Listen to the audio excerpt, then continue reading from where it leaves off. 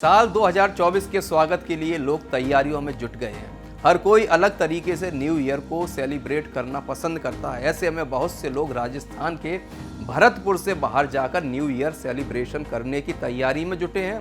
तो वहीं भरतपुर में भी हजारों की संख्या में देशी विदेशी पर्यटक पक्षियों की अटखेलियां निहारने आते हैं। क्रिसमस की छुट्टियों के साथ नए साल को सेलिब्रेट करने के लिए सैलानियों द्वारा होटल बुक किए जा रहे हैं। भरतपुर शहर के आसपास के अधिकांश होटल लगभग फुल हो चुके हैं। भरतपुर के सभी होटल, लॉज और गेस्ट हाउस में 3 जनवरी तक नो रूम की स्थिति बनी हुई है। भरतपुर में हजारों की संख्या में पर्यटकों के आने से होटल व्यवसाय को भी पंख लग गए हैं। भरतपुर के सभी होटल, लॉज और गेस्ट हाउस लगभग फुल हैं। होटल व्यवसायी उदय सिंह ने बताया है कि कोरोना महामारी के बाद ऐसा पहली बार देखने को मिला है कि पर्यटकों की संख्या में इतना इजाफा हुआ है। उन्होंने आगे बताया कि जो भी पर्यटक आगरा आते हैं वो भरतपुर भी आते हैं। इस बार आगरा और भरतपुर सैलानियों की पहली पसंद है। विदेशी पर्यटकों के अलावा महाराष्ट्र, गुजरात, मध्य प्रदेश, उत्तर प्रदेश, दिल्ली, हरियाणा के अलावा राजस्थान के पर्यटक भी काफ़ी संख्या में आ रहे हैं।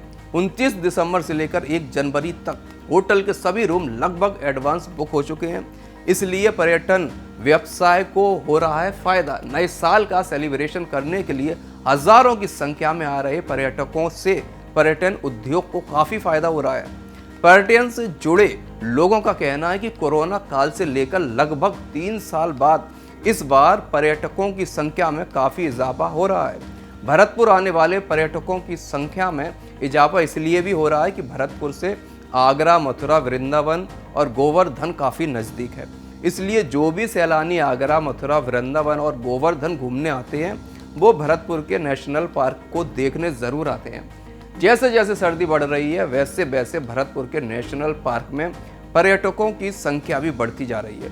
देशी और विदेशी पर्यटक केवलादेव घना पक्षी विहार में पहुंचे, जहां उन्होंने विदेशी पक्षियों की अटकेलियां देखी। विदेशी हर साल केवलादेव नेशनल पार्क में सर्दियों का लुत्फ उठाने आते हैं। वहीं कुछ पर्यटक ऐसे हैं जिन्हें मायूस होकर वापस लौटना पड़ रहा है, क्योंकि अब राज्य सरकार के आदेश के बाद जो भी पर्यटक ई रिक्शा से केवलादेव घना पक्षी विहार घूमना चाहता है उसे गाइड भी करना होगा।